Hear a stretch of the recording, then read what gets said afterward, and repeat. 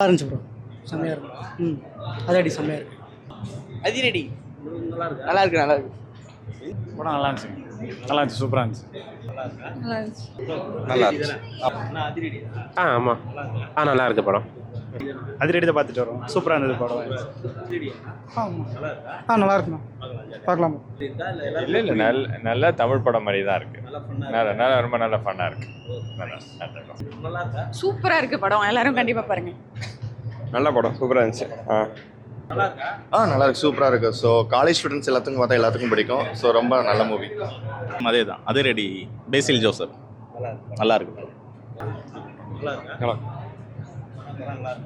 இருக்கு. பயந்துட்டு நல்லா இருக்கு, சூப்பராக. நல்லா இருக்கு. ஜாலியாக இருக்கு. ஆமாம். நல்லா இருக்கு. எந்த படத்துக்கு? நல்லா இருக்கு படம்.